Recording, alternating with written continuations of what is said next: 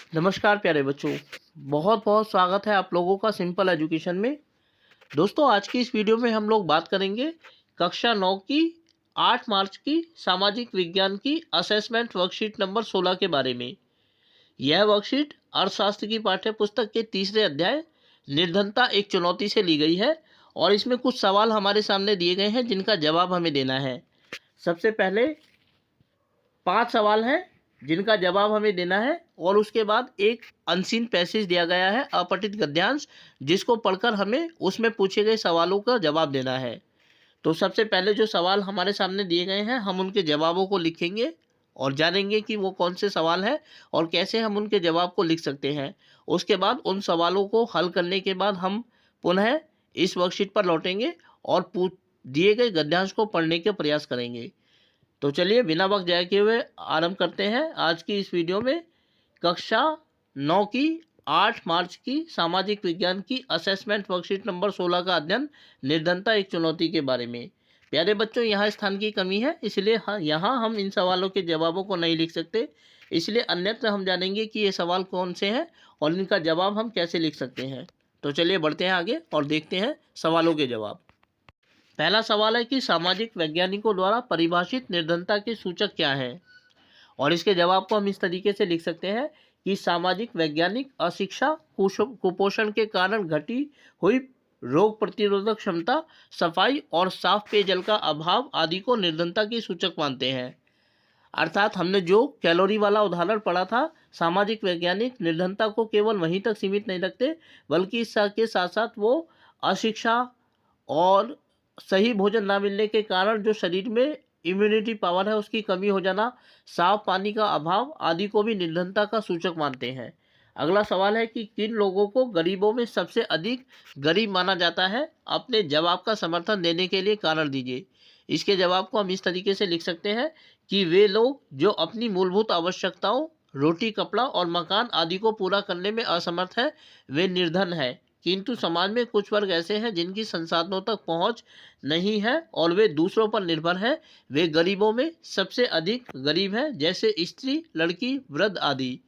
दोस्तों, यदि स्पष्टीकरण दे तो कह सकते हैं कि हमारे समाज में कुछ लोग ऐसे हैं जो रोटी, कपड़ा और मकान की अपनी बुनियादी आवश्यकताओं को भी पूरा नहीं कर सकते, ऐसे लोगों को गरीब कहा जाता है। लेकिन इनमें भी कुछ लोग ऐसे होते हैं जिनकी संसाधनों तक न केवल पहुंच का अभाव होता है बल्कि उनकी आवश्यकताओं को दूसरों के आवश्यकताओं पर न्योछावर कर दिया जाता है। जैसे परिवार में हम देखते हैं कि स्त्री की आवश्यकताओं को पुरुषों के लिए, लड़की की आवश्यकता को लड़कों के लिए और वृद्ध की आवश्यकताओं को जवानों के लिए न्योछावर कर दिया जाता है।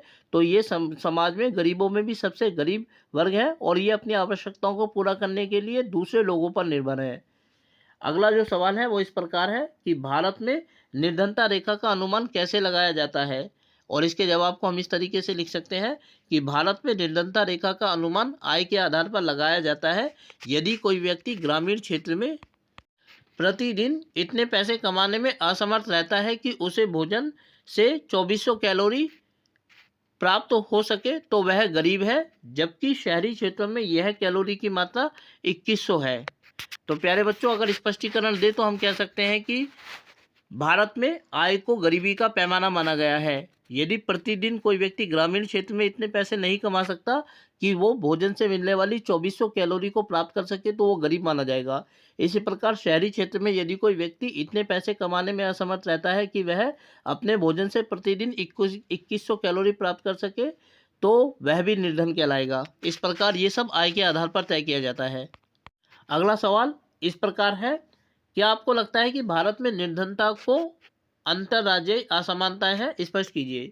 और इसके जवाब को हम इस तरीके से लिख सकते हैं कि हाँ, हम इस बात से पूरी तरह सहमत हैं कि भारत में अंतर्राज्यीय असमानता है, क्योंकि भारत में कुछ राज्य बेहद गरीब हैं जबकि कुछ समृद्ध। उदाहरण के लिए पंजाब, गुजरात, केरल, कर्नाटक आदि समृद्ध राज्य माने जाते हैं, जबकि दूसरी ओर उड़ीसा, बिहार, झारखंड, छत्तीसगढ़ आदि गरीब राज्य माने जाते हैं। राज्यों की असमानता के कारण ही लोग निर्धन राज्यों से जीविका अर्जित करने के लिए समृद्ध राज्यों में जाते हैं। अगर दोस्तों स्पष्टीकरण दे तो हम कह सकते हैं कि भारत में इस बात में कोई दौरा नहीं है कि राज्यों को समृद्धि के आधार पर या निर्धनता के आधार पर दो भागों में बांटा जा सकता है, समृद्ध राज्य और निर्धन राज्य। समृद्ध राज्यों के अंतर्गत हम लोग गुजरात, तमिलनाडु, केरल, पंजाब आदि को शामिल कर सकते हैं। और गरीब में राज्यों में उड़ीसा, बिहार, झारखंड, छत्तीसगढ़ आदि को शामिल कर सकते हैं। अमीर राज्यों की एक खासियत होती है कि वहाँ पर अक्सर काम करने के लिए गरीब राज्यों से लोग आते हैं और जो भी कार्य उनको मिलता है उसको करके वो अपनी जीविका अर्जित करते हैं। अगला सवाल इस प्रकार है कि निर्धनता को कम करने के लिए किन बड़े कार्यों को करने की आवश्यकता है। और इसके जवाब को हम इस तरीके से लिख सकते हैं कि निर्धनता को कम करने के लिए दो प्रकार के उपाय किए जा सकते हैं, अल्पकालिक तथा दीर्घकालिक। बड़े कार्यों का संबंध निर्धनता को दूर करने के दीर्घकालिक उपायों से है। इसके अंतर्गत बड़े पैमाने पर स्कूल स्थापित करना तथा रोजगार की दीर्घकालीन योजनाओं का निर्माण करना, ताकि सभी लोगों को रोजगार मिल सके एवं लोगों का जीवन स्तर बेहतर बन सके। इस जवाब के यदि स्पष्टीकरण को हम देखें तो हम कह सकते हैं कि सरकार के द्वारा गरीबी को खत्म करने के लिए दो प्रकार के प्रयास किए जाते हैं, अल्पकालिक और दीर्घकालिक। अल्पकालिक का जो संबंध होता है वो तत्काल किए गए कदम उठाए गए कदमों से होता है और इनका फल तुरंत मिल जाता है।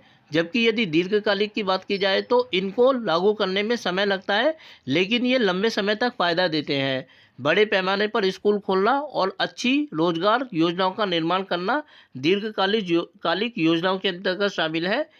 हालांकि इनको लागू करने में वक्त तो लगता है, परंतु इनके फायदे लंबे समय तक बने रहते हैं, क्योंकि यदि स्कूल स्थापित किए जाएंगे, रोजगार की नई योजनाओं को बनाया जाएगा, तो इससे अनेक लोगों को रोजगार मिल सकेगा, वो अपने आप को रोजगार के काबिल बना पाएंगे।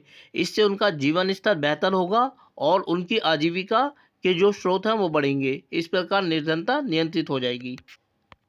चलिए दोस्तों, प्रश्नों को के उत्तर जानने के बाद हम दोबारा से इस वर्कशीट पर लौटे हैं और इस वर्कशीट में जो अनुच्छेद दिया गया है, अब हमें इस अनुच्छेद को पढ़ना है। तो चलिए देखते हैं। दिए गए अनुच्छेद को पढ़िए और निम्नलिखित प्रश्नों के उत्तर दीजिए। भारत में व्यापक निर्धनता के अनेक कारण हैं। एक ऐतिहासिक कारण ब्रिटिश औपनिवेशिक प्रशासन के दौरान आर्थिक विकास का निम्न स्तर है। इसके साथ साथ जनसंख्या में उच्च दर से वृद्धि हुई, आर्थिक प्रगति को बढ़ावा और जनसंख्या नियंत्रण दोनों मोर्चों पर असफलता के कारण निर्धनता का चक्र बना रहा। उच्च निर्धनता दर की एक और विशेषता आय की असमानता रही है। इसका एक प्रमुख कारण भूमि और अन्य संसाधनों का असमान वितरण है। ग्रामीण क्षेत्रों में परिसंपत्तियों के पुनर्वितरण पर लक्षित भूमि सुधार जैसी प्रमुख नीति पहल को ज़्यादा राज्य सरकारों ने प्रभावी ढंग से कार्यान्वित नहीं किया। अनेक अन्य सामाजिक, सांस्कृतिक और आर्थिक कारक भी निर्धनता के लिए उत्तरदायी हैं। अति निर्धनों सहित भारत में लोग सामाजिक दायित्वों और धार्मिक अनुष्ठानों के आयोजन में बहुत पैसा खर्च करते हैं। छोटे किसानों को बीज, उर्वरक, कीटनाशकों जैसी कृषि आगतों को खरीदारी के लिए धनराशि की जरूरत होती है। चूंकि निर्धन कठिनाई से ही कोई बचत कर पाते हैं, तो वे इनके लिए कर्ज लेते हैं। निर्धनता के चलते पुनः भुगतान करने में असमर्थता के कारण वे ऋणग्रस्त हो जाते हैं। अतः अत्यधिक ऋणग्रस्तता निर्धनता का कारण और परिणाम दोनों है। तो प्यारे बच्चों, ये अनुच्छेद था। अब इस अनुच्छेद में 3 सवाल हमारे सामने दिए गए हैं जिनका जवाब हमें देना है। यहाँ क्योंकि स्थान की कमी है और यहाँ हम इन सवालों के जवाबों को नहीं लिख सकते, इसलिए अन्यथा हम देखते हैं कि इन सवालों के जवाबों को हम कैसे लिख सकते हैं। प्यारे बच्चों, पहला सवाल है कि भारत में व्यापक रूप से फैली निर्धनता के किन्हीं 2 कारणों के नाम लिखिए। और इसके जवाब को हम इस तरीके से लिख सकते हैं कि भारत में निर्धनता के 2 कारण हैं। ऐतिहासिक कारण, जिसके बारे में अभी हमने पढ़ा, और दूसरा रोजगार योजनाओं की असफलता। अर्थात भारत में औपनिवेशिक प्रशासन के कारण जो पृष्ठभूमि तैयार हुई, उसके कारण भारत में गरीबी फैली हुई है। और दूसरा, सरकार के द्वारा जो रोजगार योजनाएं चालू की गई हैं, उनका असफल होना भी भारत में गरीबी का एक प्रमुख कारण है। अगला सवाल है, लोगों के बीच भूमि और अन्य संसाधनों का असमान वितरण क्यों है। और इसके जवाब को हम इस तरीके से लिख सकते हैं कि भारत में लोगों के बीच भूमि तथा अन्य संसाधनों के असमान वितरण का कारण आय की असमानता तथा वंशानुगतता है। अर्थात हमारे देश में लोगों के बीच जो अमीरी और गरीबी है, उसके कारण संसाधनों का असमान वितरण है। और इसके अलावा परिवार में जो वंशानुगतता चली आती है कि अमीर बाप के बेटे को संसाधन जुटाने में ज़्यादा परेशानी नहीं होती, गरीबों को परेशानी होती है, उसके कारण भी भारत में आय की असमानता और भूमि का असमान वितरण है। अगला सवाल है कि बताएं कि कैसे ऋणग्रस्तता निर्धनता का एक कारण और परिणाम दोनों है। और इसके जवाब को हम इस तरीके से लिख सकते हैं कि भारत में जो लोग गरीब हैं अक्सर वे निर्धनता में जीवन यापन करते हैं और करने के लिए बाध्य हैं। इसी कारण उनके ऊपर और अधिक कर्ज बढ़ जाता है, जो उनकी ऋणग्रस्तता का परिणाम भी है। अर्थात भारत में जो लोग गरीब हैं अक्सर गरीबी से इसका सामना करने के लिए उन्हें ऋण लेना पड़ता है अपनी आवश्यकताओं को पूरा करने के लिए, खासतौर से किसानों को। और जब वो समय पर ऋण का भुगतान करने में असफल रहते हैं तो उनके ऊपर और ऋण बढ़ जाता है। इस वजह से वो ऋण के एक ऐसे जलजाल में फंस जाते हैं जिससे वो कभी भी निकल नहीं पाते। इस प्रकार निर्धनता का जो ऋणग्रस्तता है वो निर्धनता का कारण ही नहीं परिणाम ही भी है। तो प्यारे बच्चों, आज की इस वीडियो में हम लोगों ने बात की कक्षा 9 की सामाजिक विज्ञान की असेसमेंट वर्कशीट नंबर 16 के बारे में। उम्मीद करता हूं कि आप लोगों को वीडियो अच्छी लगी होगी और साथ ही आप लोगों से अनुरोध करता हूं कि यदि वीडियो अच्छी लगी तो वीडियो को लाइक और चैनल को सब्सक्राइब जरूर करें।